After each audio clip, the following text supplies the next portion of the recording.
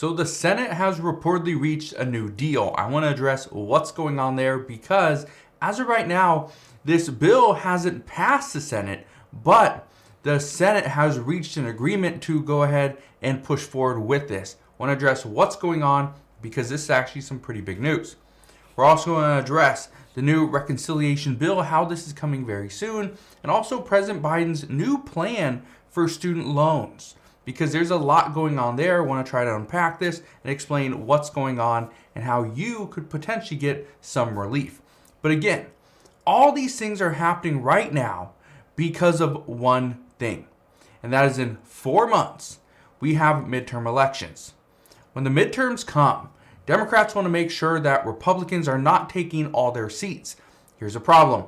As of right now, Republicans are projected to win and win convincingly in the upcoming midterm elections. So let's address what's going on and why Democrats are really pushing for more bills. So here's what we know. Right now, Senate Majority Leader Chuck Schumer and Senator Joe Manchin, they have reportedly reached an agreement on part of President Biden's Build Back Better Act. Again, remember the Build Back Better Act. This was that it started at like $3.5 trillion.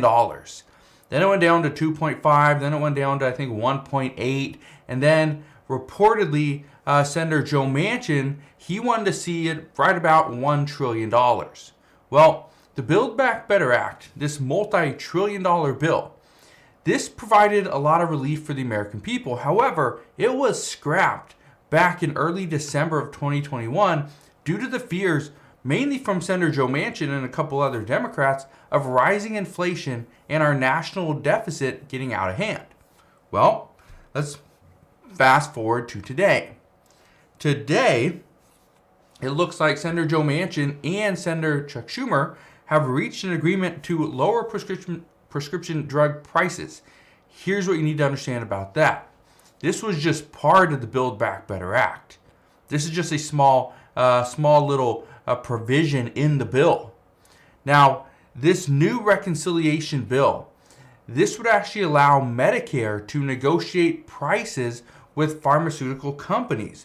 However, this wouldn't start until 2023. So this is why they're trying to get this done. And again, it's no hurry right now because it's not going to impact us at all until 2023. But here's something else it would do. It would actually cap out-of-pocket costs for Medicare patients at $2,000 per year. So there'd be a limit. It wouldn't matter if you paid, let's say, $350 per month. Well, you would cap out at $2,000 eventually. So that's good news there. It would actually put a limit on out-of-pocket expenses. The other thing it would do, it would also, there's something called an inflation rebate. And so the way this would work is the policy would require drug companies to pay back consumers if they raise prices above inflation. So really it's just a way to keep prices lower, try to incentivize companies to not increase their price too much because then they'll have to just pay it back anyway. So we'll see what happens there. We also know, according to multiple reports, this would include free vaccines to seniors. It would also provide some new funding to help pay premiums and copays for lower income Americans. So what I want to just touch on really quick is the fact that this is being reported as an agreement from Senator Joe Manchin and from Senate Majority Leader Chuck Schumer. Here's the reason why I think this is so important that these two have come together and crafted this bill. Senator Joe Manchin was the one that pretty much ended the discussions back in December. It was him. We know Senate Majority Leader Chuck Schumer has been trying to work out a deal for the past 6 months to try to get something done, 6-7 months. But Senator Joe Manchin has been just waiting, dragging his feet because of inflation. That's why. Now, according to multiple media outlets, they say that this reconciliation bill could be submitted to the Senate parliamentarian as soon as today. And it would go through the procedure called the bird bath. this essentially makes sure that the reconciliation bill is consistent with the Senate's reconciliation rules. That's really it. Now, once this part of the Build Back Better Act has been agreed to, okay, which again it has been agreed to, somewhat by the Senate. Again, it's not the entire Senate. It's not Republicans. Republicans are not going for this. But the reconciliation bill is going to allow 50 Senate Democrats to agree to this, to say yes, vote yes on this bill. And then the Vice President, Kamala Harris, would come in, be the tie-breaking vote, be the 51st vote, and that would pass through a reconciliation. Of course, the same bill has to be passed through the Senate and the House, get sent over to President Biden's desk, and then he would sign it. Well, we'll see if this actually happens, but one thing I can tell you is I will make sure I will be here every step of the way, fill you in on what's currently going on. But here's the last part.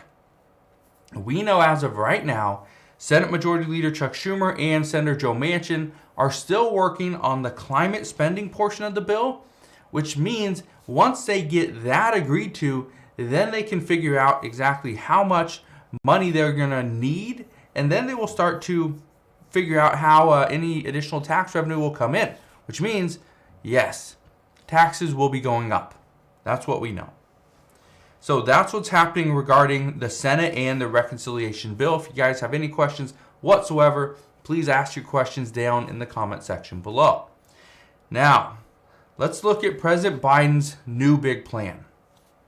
This is something that we knew was coming at some point because multiple lawmakers, mainly Democrats, have been asking for this. And that is the fact that President Biden wants to change the broken student loan system. The reason why he wants this is because multiple Democrats have said that by offering student loan forgiveness, that's one part, but that doesn't fix the system. That's a possibility, that's a solution, but it doesn't fix the main problem. The problem is that the entire system is broken. So the Biden administration wants to create an easier path to loan forgiveness for public servants and also add in new limits to the accrual of interest. He will also include additional protections for defrauded borrowers. Well, that's a big thing. Because as of right now, and you probably see this on the news all the time, or maybe on YouTube or wherever, is that 10,000 students have received student loan forgiveness, and it's because they're a defrauded borrower. That's really it. And so right now we're up over billions and billions of dollars that have been forgiven of student loan debt. But again, it's because of they're being defrauded. That's really the only reason. But what the Biden administration is trying to do, which still hasn't been done yet, is he's trying to offer just complete student loan forgiveness. This would be up to $10,000 per borrower. We know we still have more than 10 million borrowers who are behind on their payments. We currently have more than $1.7 trillion in debt from student loan balances. But what we are expecting, and we were expecting this before July 4th. Well, it's July 6th. We still don't have an answer. But we were expecting to know whether or not President Biden and the Biden administration would move forward with student loan forgiveness. As of right now, we still don't have an answer. Again, we were supposed to have this answer last week, and we still haven't. So, we will see what happens there. One thing I can tell you is there's a lot of discussions going on right now, mainly from Democrats, to try to figure out what's the best solution moving forward. How can we regain our composure? How can we make sure that the American people vote for us? Well, we're going to find out very soon because we only have 4 more months before the midterm elections. So again, that's what we know at this time. As always, as I know more, I promise I'll come back on and share all latest news and updates. Again, just want to thank you guys for watching. Have a wonderful rest of your day. Consider subscribing, and I'll see you guys on the next one.